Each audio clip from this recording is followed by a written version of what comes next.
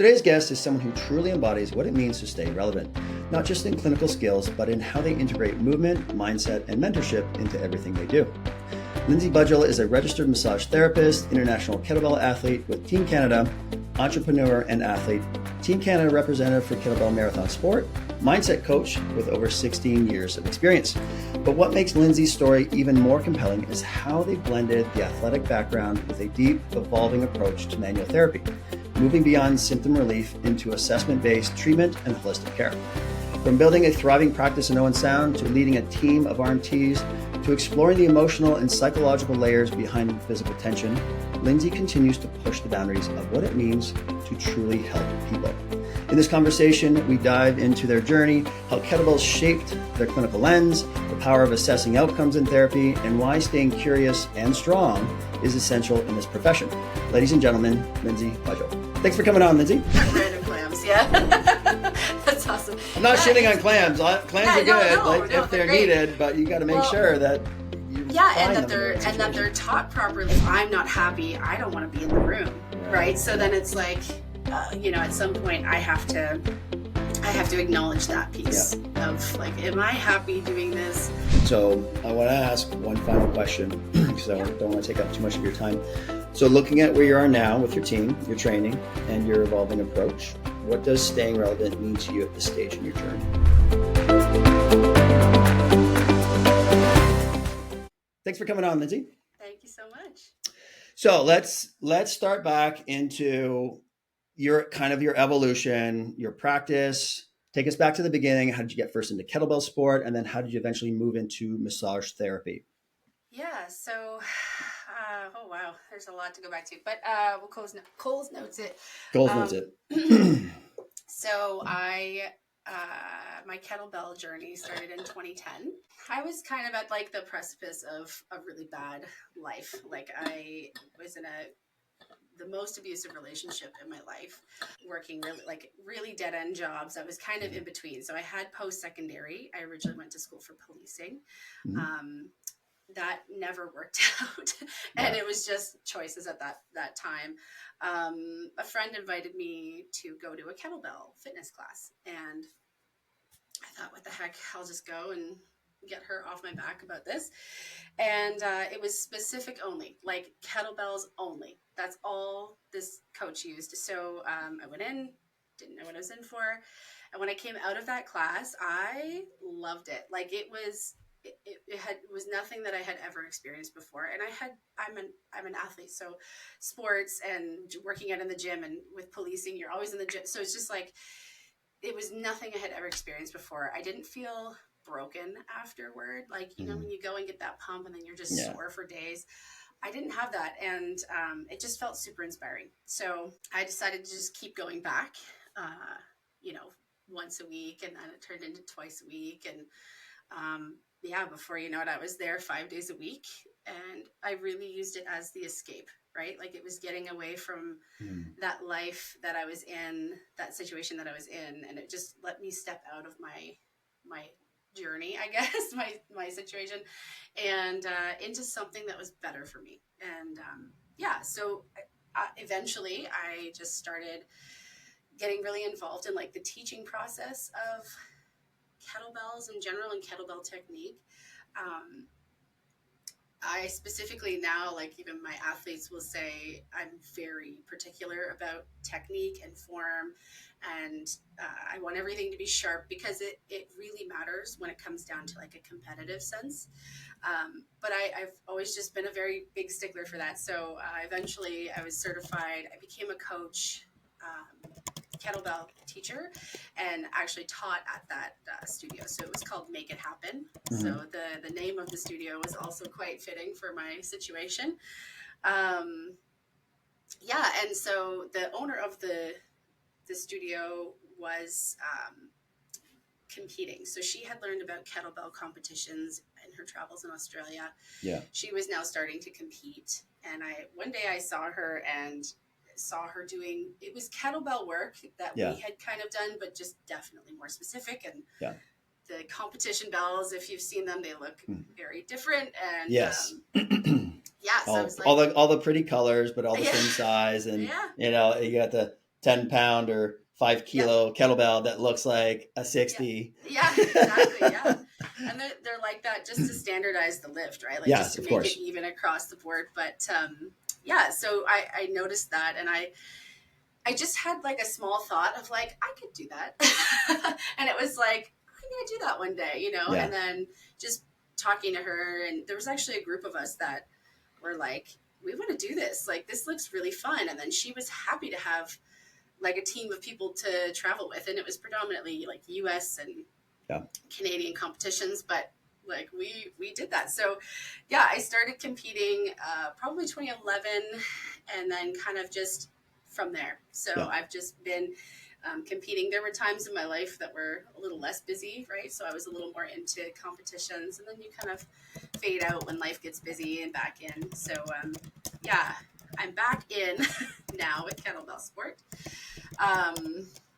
But yeah, and then from there, so timeline wise, police college, really just like a learning phase in my life, kettlebells. And then I was working, I actually had like an illness crisis of my own. So I was just kind of going through that and working a dead end job and not very happy. And then I got let go from my job. What was that job that you just I was a construction administrator for a pool company. Okay. Yeah, so it really wasn't like where I wanted to be in my life. So it wasn't, it felt negative, but it wasn't. It was a really good positive shift. Sure. But in the moment, it was like, wow, I've just lost my livelihood completely. Like it was full-time salary. Right. Yeah, just it was everything that I needed it to be in the moment. Yeah, so that day I got let go, I went home, had a big cry, screaming, crying on my kitchen floor, like, what am I going to do now? And very dramatic. Like this thought of massage therapy came through. I don't really know why, to be honest. Like it's being in healthcare was never something I considered. Nor did I think I had the skill set for, because my entire high school career and everything before that was geared towards policing, law, criminal, everything, you know. So to go into healthcare seemed almost impossible. So that day I just started doing some research, and like there has to be more to life than what I'm doing, what I'm choosing. And massage therapy seems to be the gateway to healthcare for a lot of people, especially if they don't know that they can jump into something like a university degree or becoming a chiro, or becoming a physio. Like it feels daunting, right? But for massage therapy, it was like, oh, I can become a massage therapist in 2 years and like make a decent living, help some people along the way, and maybe have a better life. So yeah, I jumped right into school from there. So it's funny because they were happening kind of at the same time, these two timelines of like kettlebell fitness and massage therapy, but they were never really like crossing. It was never like I'm doing one because of the other. Sure. But they're definitely crossing now.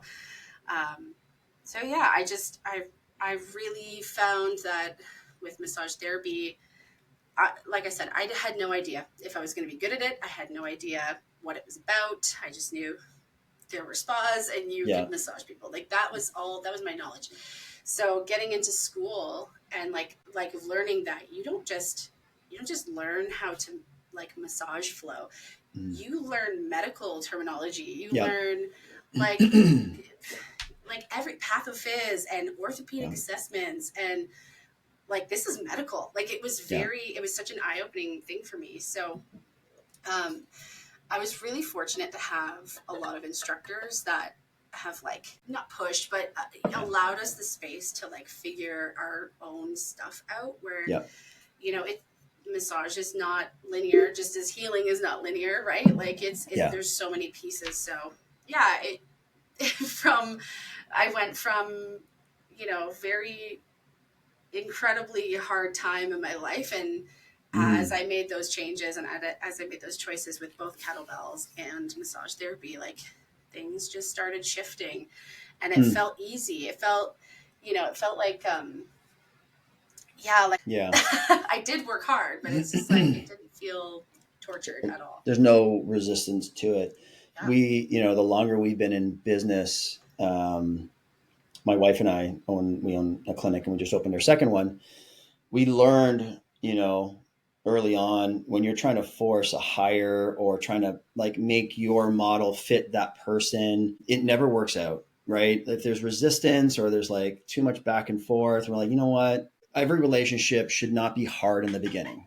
Yeah. Like a relationship, it's just like, it's like dating, oh, everything's awesome and blah, blah, blah. Like there shouldn't be any conflicts. That's the fun phase. And then, as that fades, the relationship is like, okay, well, but now we built a relationship so we can kind of manage that. But when there's too much friction in the beginning and not just, one little hiccup, like multiple times, that's usually the universe saying, you know what, maybe we don't go down this path. Maybe we don't start this. So, that's, I just wanted to add that in, as you're just like, well, it felt easy, but, from our experience of going through this, you just kind of have to listen to that. It's like your instincts. Yep. I want to go back. So why did you want to become a police officer? Like, so you finished the schooling, but then apply, or did you do policing for a short period of time? What was the attraction in the beginning and then the withdrawal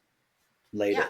So, the attraction, I think, to be honest, I think it was like, I've been the oldest. I'm the oldest child, right? So to me, it's like I need to help everybody. Right. I need to, I've always been take charge. I've always been the person that people come to. Hey, I need something done. I'm a doer. My mom, bless her heart, she says that I like came running out of the womb. Like I just in 5 different directions. Like I'm a doer. So to me, it just felt natural to go that way.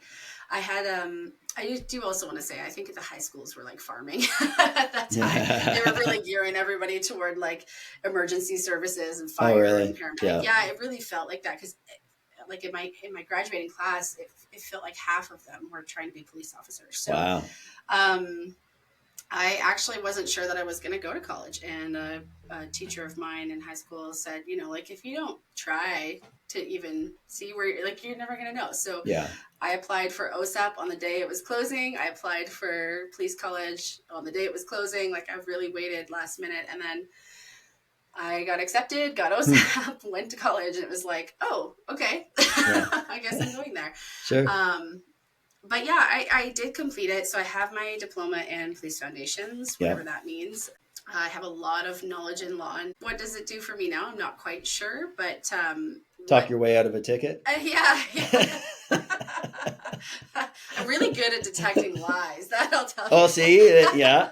Yeah, like I can tell my patients. Like, you're not being Have you done your exercises? Yes. Yeah.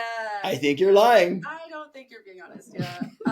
So the piece between police college and massage therapy and kettlebell and all of that, I got involved in a relationship, and it was like, it's so funny how you're like the universe won't give you resistance, and at first it didn't feel like resistance, and then out of nowhere it was like it was quite abusive. And again, being the person that I was and so in charge, nobody believed that it was happening, right? Because it's like you would never let that happen. You would never let that happen. Sorry, this flies here. You would never let that happen, right? Like, how could this happen to you? How is this person? So that was a good 4 years of my life. Wow. So, like I said, also some health things that I, to be honest, don't want to get into, but those things were also happening at the same time. So, and I feel like it was very circumstantial into the situation that I was in. So I applied, but never fully followed through with policing. Yeah. And to be honest, I don't think I would have stayed in it long. I think it was just like, I don't think there was a passion there.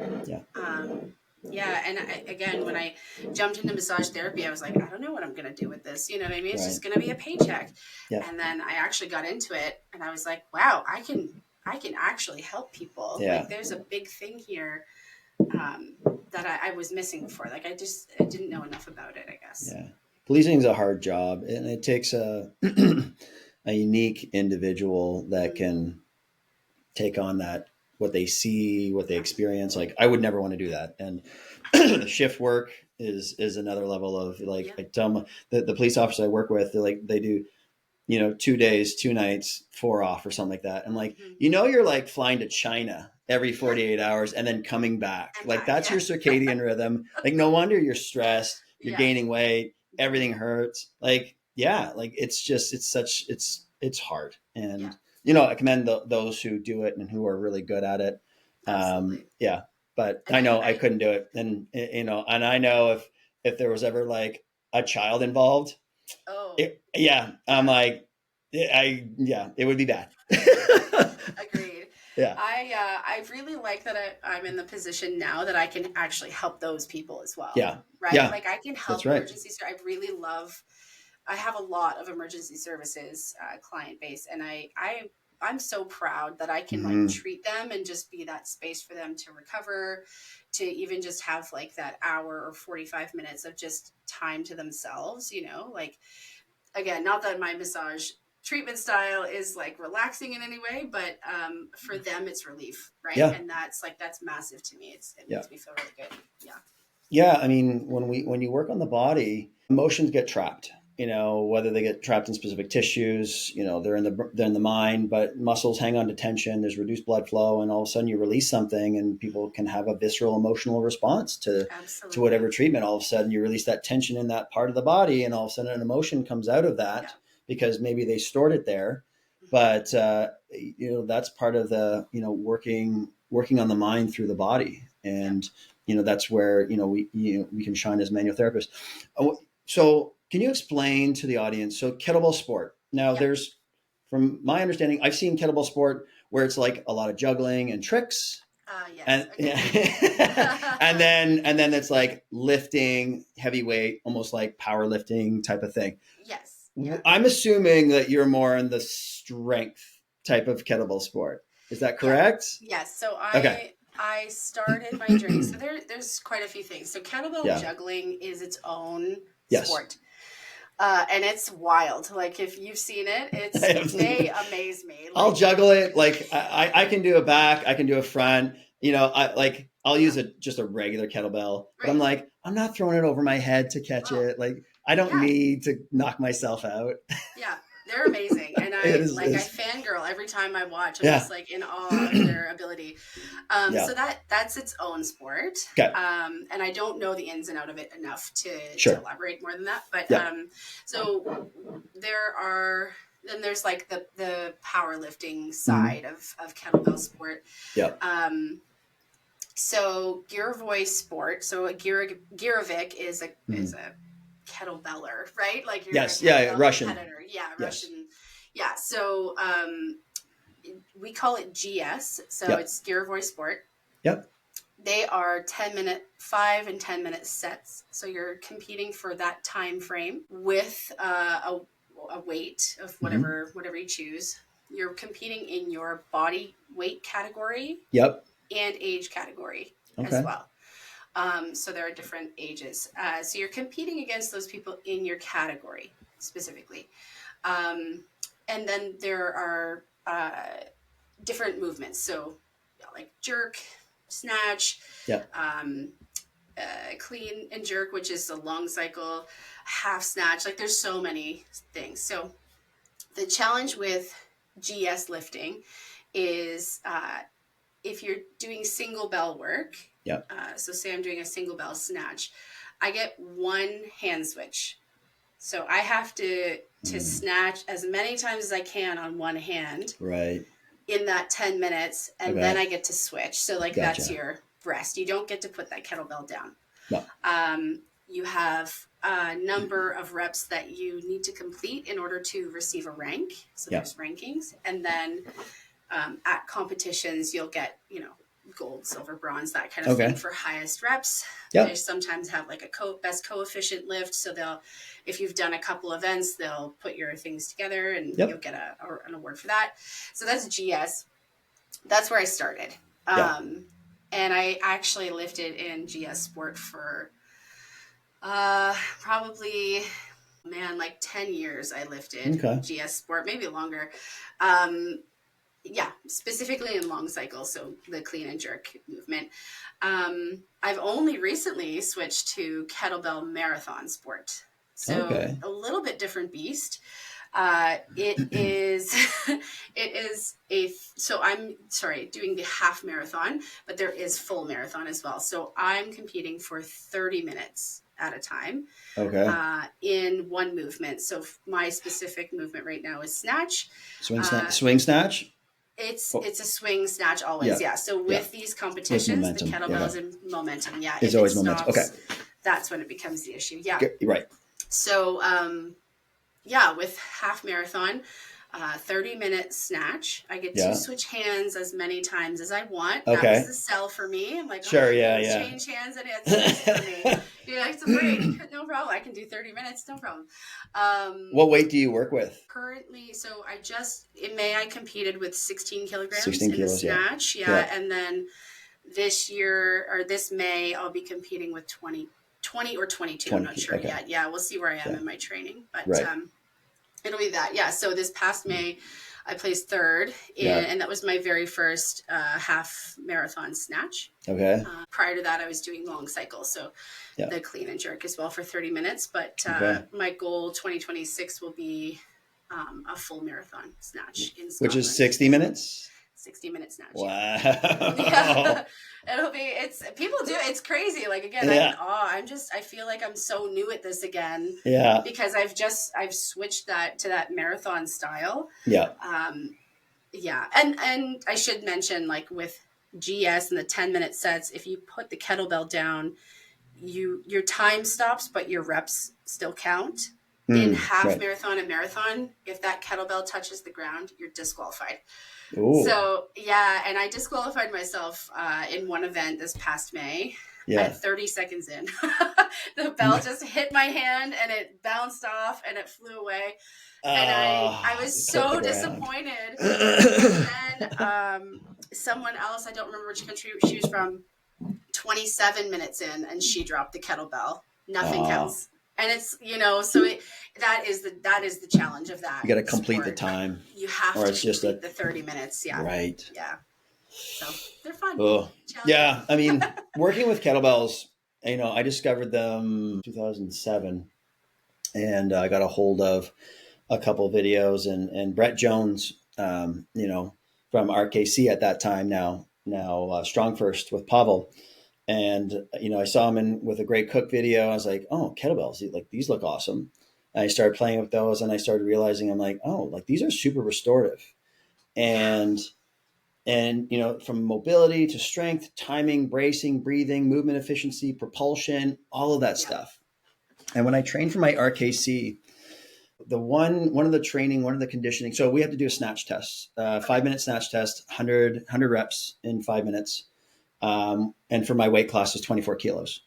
And then you have to show proficiency with all of them. And then you have to teach somebody. So, there's a conditioning component to it to make sure, like, if you're going to get certified in this, you better be able to do it, which I respect, because there's too many certifications out there. It's just like, well, I went and did the weekend course and I did the written exam, but you don't know how to do the movements like yourself. Like, you're teaching them, you're doing them like crap. So you're going to teach them like crap. Yeah. And that was in February. And I would swing a kettlebell in the garage in -20. Mm-hmm. And one of the conditioning things is you roll a set of dice at the end of your skills, and whatever you roll is what you swing. I rolled a lot of 12s. Nice. But doing the test, but that spring, I had soccer tryouts, still playing competitive soccer at that time as an adult. And normally, like, 2 warm-up laps around the track, back's cramping, I got stitch. I got, like, I'm not a runner. I'm a goalkeeper, but I could run forever. I was like, holy crap. Like, I can I feel light. 2-hour tryout, nothing's cramping, no fatigue, nothing's getting sore. I felt amazing. So that was, for me, that pinnacle moment of, like, man, like, kettlebells made me a better runner. It made me a more durable athlete. I'm not getting a sore back from standing here in my cleats for 2 hours.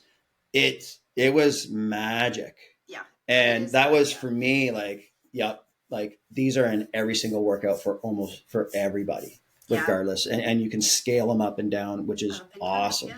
Yeah, and it really like takes away the pressure too, right? Like Mhm. so I when I started my practice up here, it was in a shared building with a CrossFit gym, and no heat on CrossFit. It Mhm. is good at what it does as well, right? Yep. But in the kettlebell world, when you're entering CrossFit, you're just like, oh, your poor back, your poor shoulders, your poor The knees, American like, swing. yeah, Oh yeah. God. And like you'd see the shoulder injuries, and the most Yeah. common thing was, yeah, my lower back hurts when I'm doing kettlebell swings, and I was like, that should never happen. Like Never.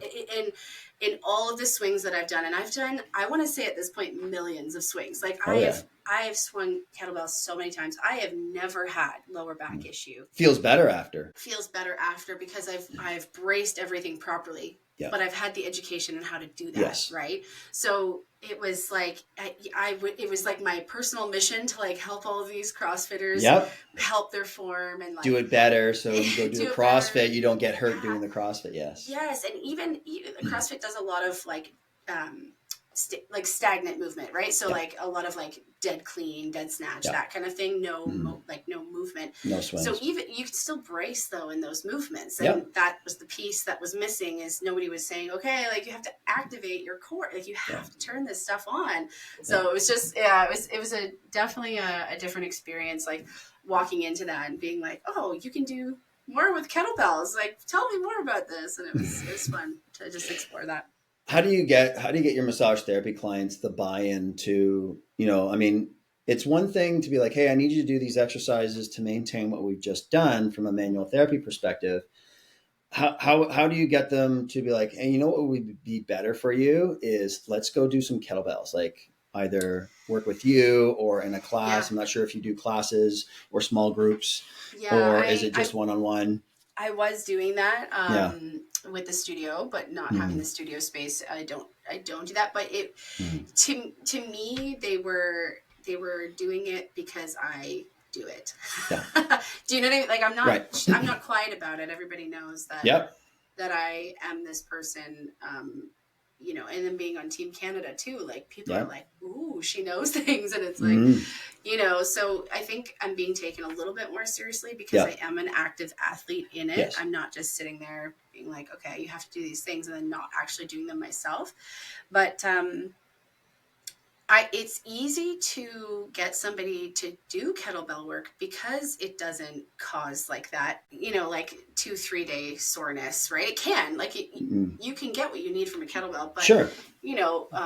For example, trying to convince a very senior person to like start kettlebell fitness doesn't feel like something they want to do, but then they'll come back in and be like, yeah, I went and bought like a 5-pound kettlebell, and sometimes I'll pick it up and I'll walk around with it and like, my shoulders feel better, and it's like, okay, there we go. It doesn't have to be a workout. It just has to be functional movement with a bit of load. It doesn't have to even be a lot. So in terms of like getting them to buy in, I think it's just me being authentic in my sport and just continuing to let people know that I'm doing it, right? And the picture of fitness, right? So it's like, this is a very adaptable sport. It's not something that where you have to look a certain way or be a certain age. Kettlebell sport in general is like one of the most inclusive sports I've ever been a part of. Yeah. Even to the point where like a lot of the federations now, they're adding like veterans 1, 2, and 3 categories for like, there are people who are like 75 and older. Oh, so awesome. It's like, it's so cool. Yeah. And these people are wild. They're so strong and so incredibly amazing. Yeah. It's, it helps that, you practice what you preach, but I always tell the clinicians, I'm like, but you also have to prescribe what you practice, and if you're not practicing what you're prescribing, then why would anybody listen to you to do it? Like if you're not lifting weights, why are you telling them to go lift weights? You don't do it yourself. Yeah. It's like the doctor, well, you shouldn't smoke. Yeah. It's not good for your heart and your blood pressure. Like it makes no sense, but it's so really important as healthcare workers. Like if we're doing body work, we have to work the entire body. It's not just the manual therapy. You have to do the movement therapy side of things too. We have two parts in our clinic. We've got a kind of the therapeutic rehab side of things, and then we have a door, and then it's a big gym, right? And I tell clients, it's an old garage. It was an old Harley Davidson garage, and we converted it into a big performance clinic facility. So on the one side, and we have on the door Movement Factory. And I said, look to the patients, I'm like, this is the side where you feel better. Yeah. This is the side where you get better. And which emphasizes, I'm like, look, yeah, we'll get rid of your pain in a couple sessions. Yeah. But if you don't learn how to get strong on this side and move better, it's coming back. Yeah.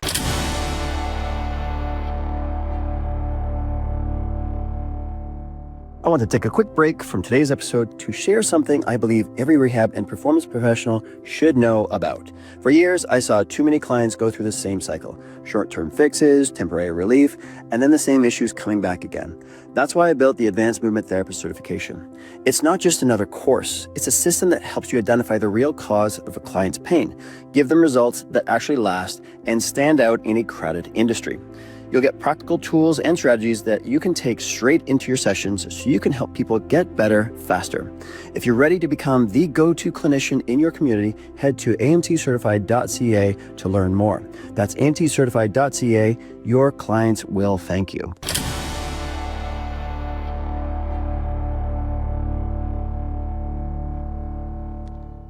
And they're like, oh, okay. That's how we get the buy-in of like, oh, if you want to get 100% good and not be back on my table, because I don't want you back on my table. Yeah. I want you 100% better. We see enough patients. I don't need you coming back forever. For the same thing, too. For the same thing. That's not fun for anybody. No. What are we doing, right? Yeah, but I feel that for sure. Is there, so you don't have so where do you do your kettlebell work? My garage currently. Okay. Yeah. So I've shifted to that because it is pretty easy to swing a kettlebell in one spot. You don't really need a lot of room. Yeah. To say that some form of place is off the table is probably not correct. Eventually I'd like to have another space. Our garage it's doubling right now as a pool room, and then also as my lifting, and the chalk on the table isn't really great. So I know at some point it has to shift. Yeah, we need to have that separate. But for now, it's just easier. It's also really close to me. When it was next door, it was no problem for me to go over and get my training done right after work. After I'm finished with my patients, I'd go over, I'd get my lift in, I'd go home, right? So now it's okay, if it's somewhere else, anywhere else, I'm going to talk myself out of it. So I'm just knowing myself.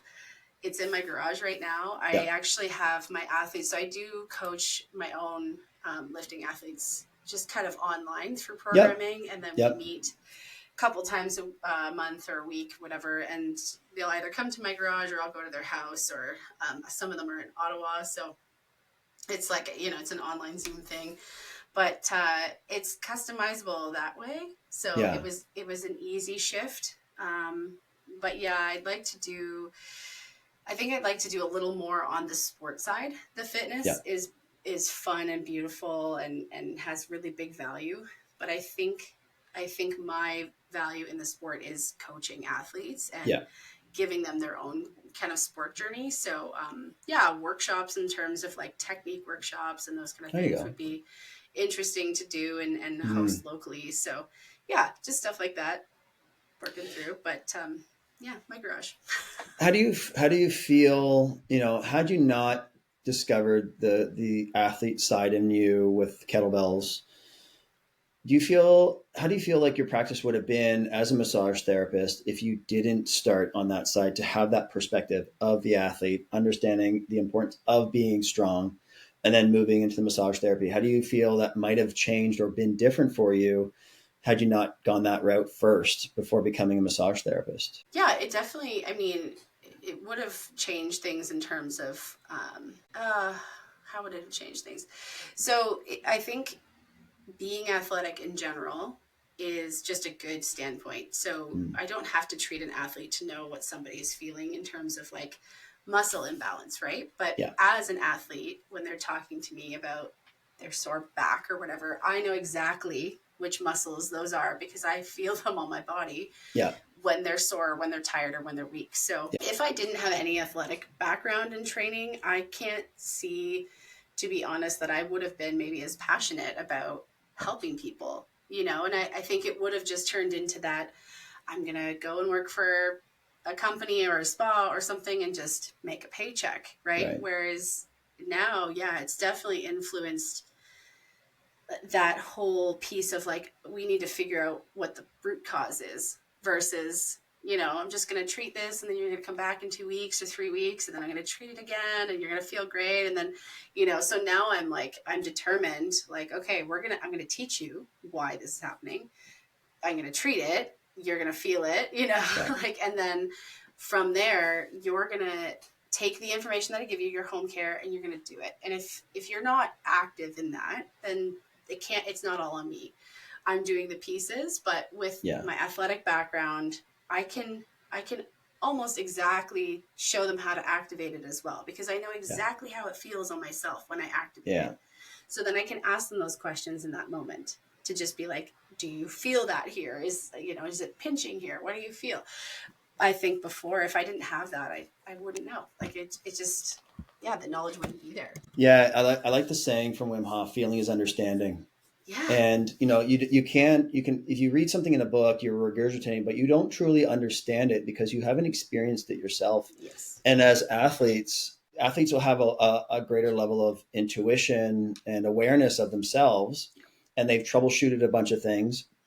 But because they've experienced themselves, they see how exercises and movements affect their body. Yeah. It's just going to be like, oh, I've had this. I know what you're feeling. Let's try this strategy. Great. It worked. Like you can troubleshoot faster, especially with, when you're trying to prescribe movement strategies, which is key. And again, telling all of our physios, I'm like, look, if you can't teach something or demonstrate it with proficiency, you don't teach it.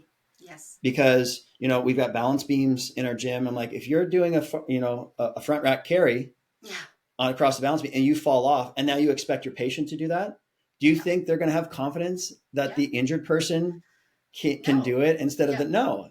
So I'm like, so you get in here and you practice. Yeah. You're going to prescribe something. You better have done it enough times so you can feel the right muscles, so that your brain can find it and then they can fire it. Like we talk about the 3 Fs in our course. You can't feel it, can't find it, can't fire it, right? And then you can't rewire it. Yeah. So it's really important that we cue our clients that, hey, what muscles do you feel? Well, I feel my glutes with a glute bridge. Perfect. Do you feel a pinch in your lower back? No, I don't. If you do feel a low pinch in the lower back, we set it up wrong. We have to brace, get your breathing right. Oh, there it is, right? Like let them make the mistake. Yeah. But that's, there's not many, I don't know many massage therapists and even physios, like they'll work out, but I don't know to what level of skill, movement skill, strength skill that they're developing so that they can really dial in. It is getting, there's more and more out there because it's becoming more prevalent of like, you need to have good movement exercise strategies. You can't just like throw some random clams at somebody. I'm like, why did you prescribe that? Well, they have a weak glute medius. Is it truly weak? Or is it a lateral sling issue? Or is it a neck stability issue? Or is it a rotary stability issue? Like, okay. Clams, that's awesome. I'm not shitting on clams. Clams are good, if they're needed, but you got to make sure that you find them in the right situation. They're taught properly, right? Yes. You've never had to recover glute med. You don't know how to activate it through that movement. So oftentimes what I have is like patients will come in and be like, I've been prescribed these, and they'll show me and I'm like, oh, that's not doing anything for you. You know what I mean? Like this is where you should feel it. And this is how much you should open, not, way over into TFL and you have bigger muscles recruiting right now. Now we're rotating into our lower back. That's awesome. Now you're hurting yourself. So it's like, it's having that knowledge to like, also just know how to activate and feel it, right? Yeah. I think on the flip side too, massage therapy has shifted my coaching, right? So like I'm definitely taking a different stance on coaching where it's not just like, okay, do these actions. I'm like literally explaining to them like this is what it's activating, this is what it's doing for you. my athletes seem to want to do those like supportive things, if that makes sense. Like they're really wanting to do the supportive work because they understand it now. They understand why they're doing it, and they're not just like, oh God, I have to do my conditioning again. They're like, no, I want to get that because I know now that my shoulder activation is going to be so strong, like in my lockout, right? It's going to be there. I'm going to have my core brace on. It's going to happen, you know, like there's no question. So it's been helpful the other way too. Yeah. And just being able to, and people are going to get injuries and real life happens. And, you know, like knowing how to help them navigate the injury, recover the injury, and still keep training is massive, right? And giving them the space to be like, okay, you know, you need to take a step back. It's fine. You're not going to lose much. Let's take the step back and recover it, and then jump into, you know, right back into training. Like it's been a really nice symbiotic relationship between the two. What does your assessment look like? So when you're working with your athletes from the performance perspective, and then from a massage therapy, do you assess similarly? I mean, I know with massage, you know, you're going to be limited with, okay, well, we have an hour. Well, how do you frame it with your clients? To be like, hey, I need to measure stuff to show that we're making change in the body. And what does that look like? Yeah. So I've actually more recently shifted my practice into like initial assessment only to start working with me.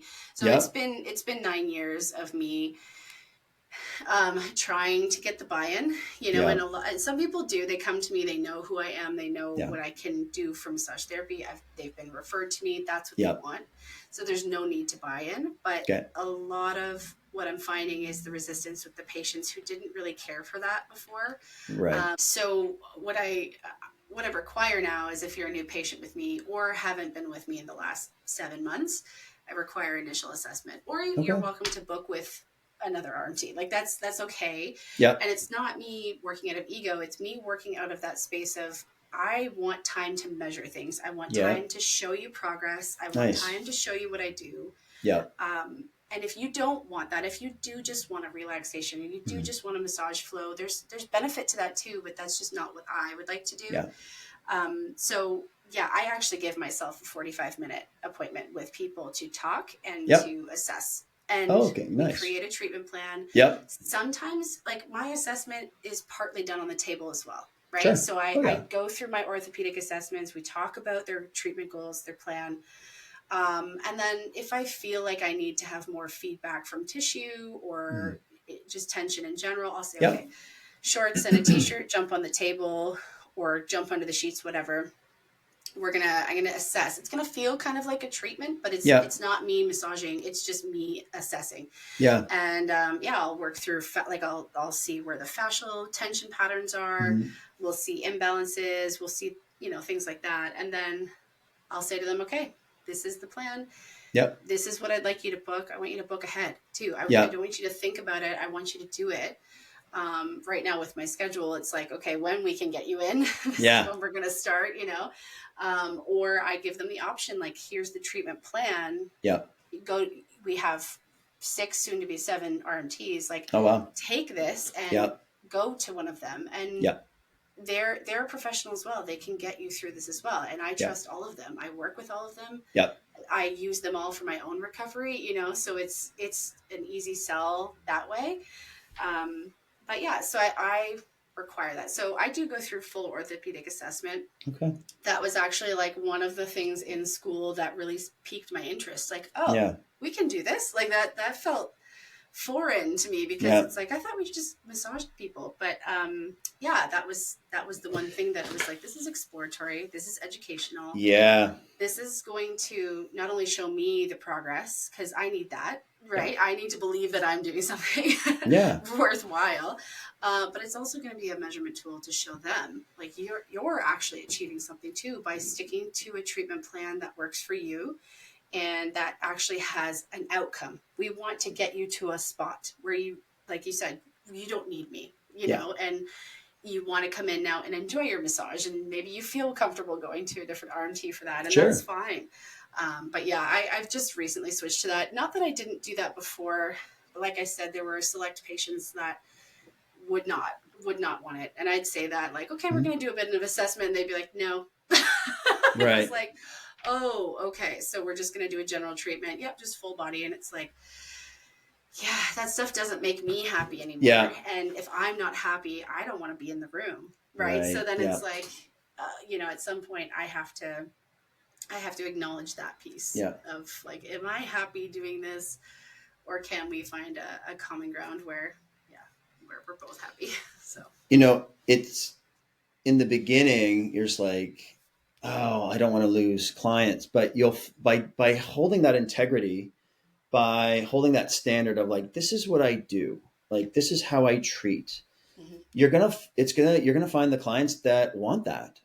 And it's very rare that massage therapist, like you take that first appointment. I want to assess stuff. Let's set a baseline. Let's look at what's moving, what's not moving, what's not working, what's not switching on.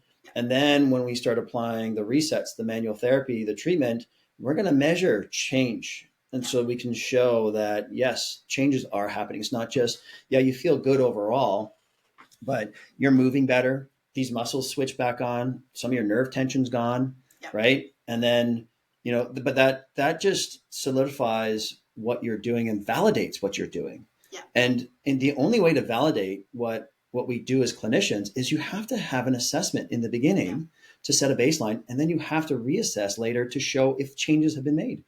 And with massage therapy, like you said, the expectation is, I just want a relaxation massage. I'm like, but that's treatment.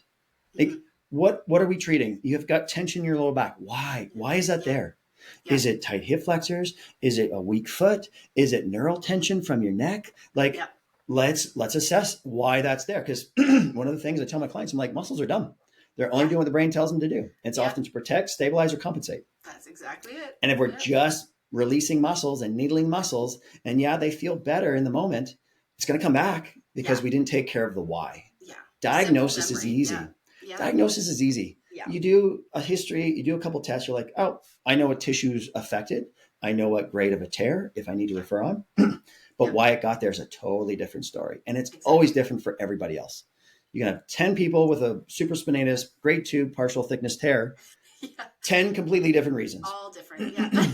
And unless you assess to find out why that happened, it's not going to get better. But that's very unique, your approach. Now, you have 7 therapists coming, right? Including myself, Including yourself. Yeah.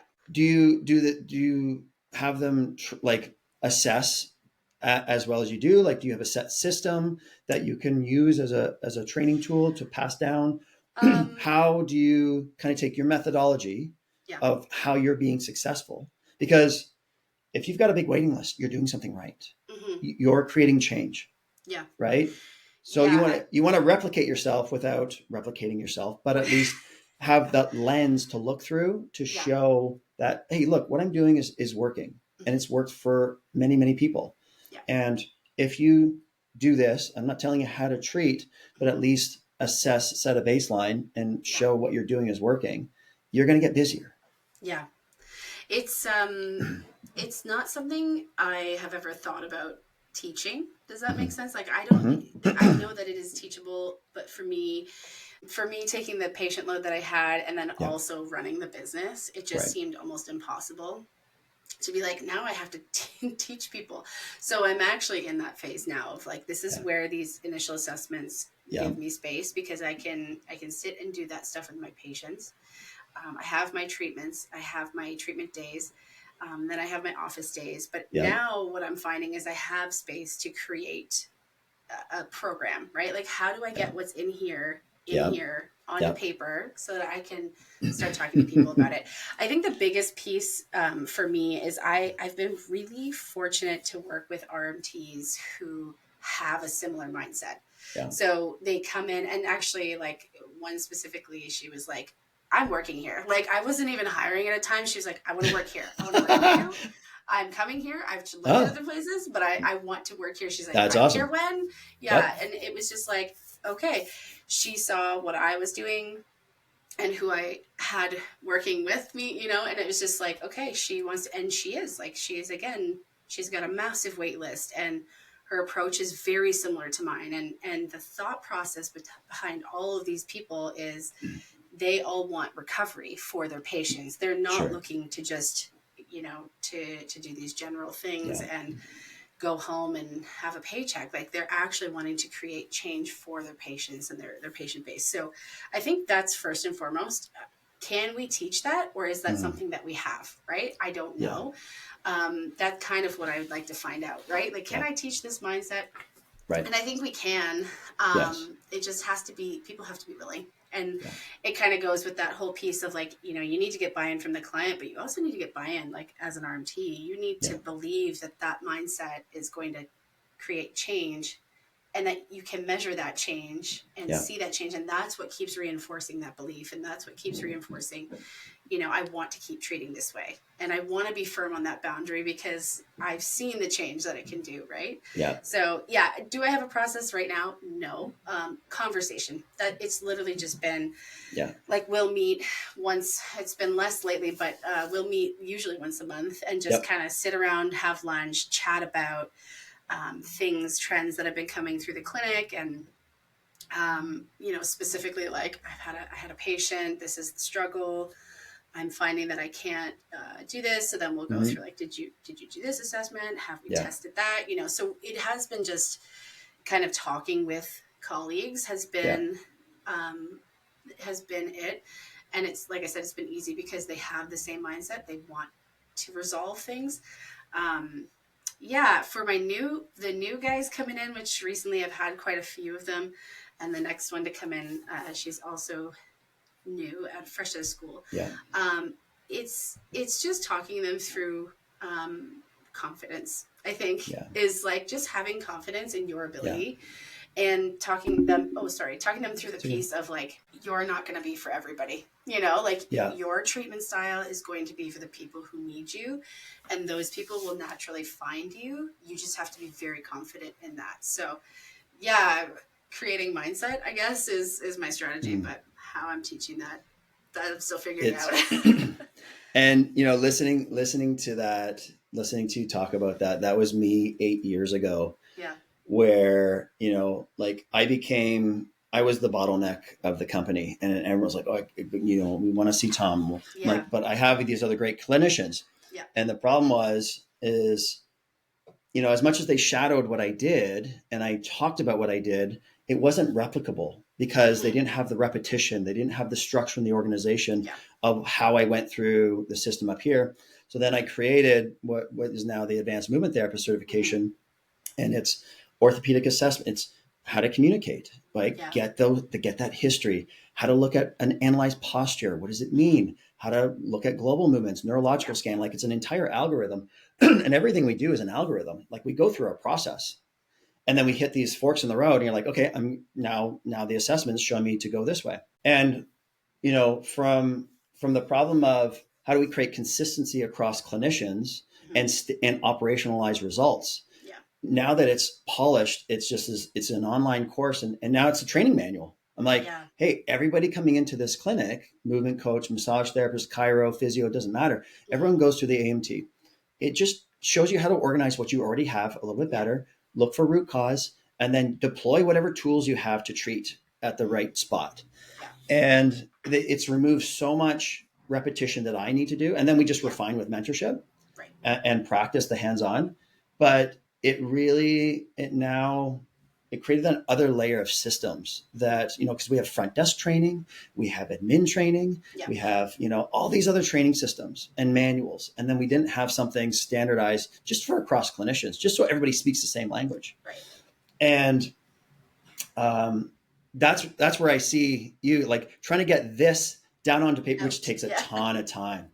I was teaching it in person for a couple of years and then COVID hit. And then I'm like, oh, we're going to record this. So I got a film studio coming in 5 days, full recording, 2 days and 5 or 4 days. And then, but now the manuals had to be, instead of 100 pages, 350 pages because I had to describe every single step of this test, right? Plus video, plus quizzes. So, it became a refined, but it really helped, not just our practice, but a lot of other clinic owners to kind of like take that load off their hands. But we'll talk about that later. And I think we can help you with that. But That's very unique. And, you don't look at yourself, the title is a massage therapist, right? That's what we bill under. That's the license that you bill under. And I'm a Yeah. physio.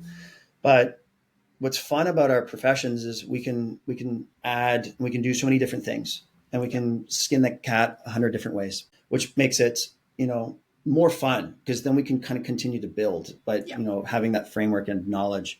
And now, you being a leader in a leadership position, you're like, I want to make those around me better. Right. I want to help grow those, because you've built your reputation. You've proven what you're doing is working. Yeah. And now it's just like, how do we grow internally that standard of practice?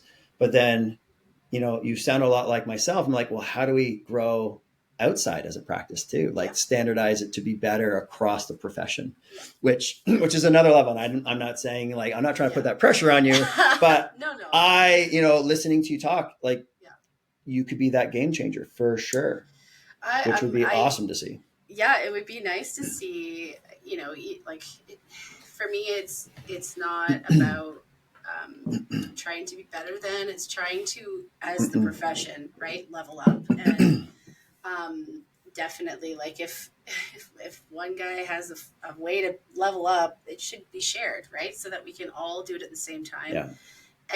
More people can benefit from it. And that's ultimately, I think you're going to have those clinicians that are like, okay, I don't want to do that. It's not what I want to do. We have a lot of people who have 20, 30-year careers because they've chosen spa massage therapy. Yeah. To be honest, I feel like it needs to take there needs to be a split in my industry specifically where, like, distinction, like, let's just, like, you are a spa massage therapist, right? And we are orthopedic specialist, specialist medical, massage therapist, whatever you want to call something. It needs to be a distinction, because what we're finding is that we're still a luxury service. Like, we're luxury, right? We're the only ones in healthcare that have to submit HST, because we're not considered healthcare. But we are. It's very odd. Yeah, so you have a college, you're regulated, but yet you're not exempt from agent. No. Yeah. I mean, that's the hard part for us is, like, we still, like, to this day, we still get phone calls like, hi, I'd like to book a couples massage. We're like, oh, we don't do that. Like, we want that for you, but we don't do that. So we have connections, and we try to send them elsewhere that we know. But I really do feel like it needs to be separated. And the way to do that, I know that there are RMTs out there trying to do that. I don't know. I don't know if it's landing. I don't know. I don't know. Maybe there needs to be, like, a task force of all of us just kind of doing it. But I'm hopeful to one day take on that task force, be the leader. Yeah, man, lead the charge. Yeah, it seems to be what I do, I guess. Yeah, good for you.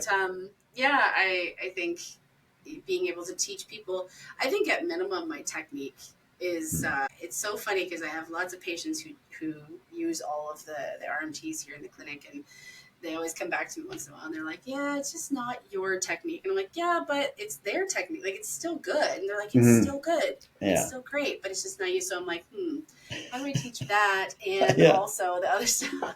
It's difficult. Yeah. Yeah, it is tricky, because, being a veteran clinician, the handling is different, right? To see, and, we all come out of school with heavy hands. We're poking. We're like, do you feel it? No, I don't feel it. And, like, because your hands are too hard, like, you got to sink into it. You got to feel with the fingertips. You push with the body. And, but that just takes some time and practice, and with a little bit of guidance on that side of things. But I think the key thing is, have that form of assessment on the front end that's consistent to set that baseline, measure change from, prove what you're doing is working. If you nail that, then if you're treating the right area, change is going to happen, regardless of how good your technique is. Yeah. So you're like, well, it didn't feel the same. Yeah, but we got the result. Yeah. Right. I think that's the bigger challenge, is trying to get patients and clients away from the idea that it has to feel the same to be the same, like, to have the same result. It's the result. Stop looking at how it's being treated, and just, this is where we're headed. This is what you need. So, we can get there with whoever you see, but the idea is that you're going to get there. It doesn't matter how you get there. Right? Doesn't matter. Let's get there. Yeah. And And that's why it's easier to teach somebody a systematic assessment Mm-hmm. on the front end. And then all of a sudden it guides them to the, oh yeah, your low back is actually a psoas issue. We're going to release that. Yeah. Well, yeah, but my back hurts. Yeah, but you can touch your toes and your back doesn't hurt anymore. Right. Oh yeah, you're right. Well, they wouldn't have known that if you didn't check it in the first place. Exactly. Yeah. So, yeah, we know it takes years to get the feel, the touch, Mm-hmm. but it can take a couple months to get really good at an assessment. Yeah. And if you get really good at that and you're treating just kind of general in the right area, Mm-hmm. change is going to happen. Yeah. Like I do spinal manipulation. I did an advanced diploma in that. Yeah. And I tell, the therapist, I'm like, go after soft tissue first, because if there's knots, if there's compression and you release the tension first, Yeah. well, now I don't need to manip because the joint wasn't truly fixated. It was just compressed because muscles were guarding. Exactly. But you got to find out, why is that guarding in the first place? Yeah. Is it a stability problem? Is it Mm-hmm. whatever the problem is? Yeah. And I'm like, well, now you don't need a fancy technique. You Yeah. just needed some general treatment in the right area to calm the nervous system, let go. Yeah. And all of a sudden, the neck's moving better. Great. Now stabilize it. Right. Yeah. I find the nervous system stuff is pretty big too, right? Like It's everything. It's acknowledging that, like, I had a specific patient, and it's like they come in and they're like, everything is just so tight. Or you'll say like, how did you feel after treatment last time? We try to look for the markers, like, Yeah. How did you feel? Was there a time frame where you felt it come back in? Yeah. And this one patient specifically is just like, yeah, I just don't think I'm ever going to be like not tight. And I was like, I think that's a mindset. Like, I think that your mindset is that you want to be tight. Because to me, it's like, if your muscles are not feeling, there's general tension, but if your muscles are not feeling like there's tension, what else is it? It's your nervous system. Yeah.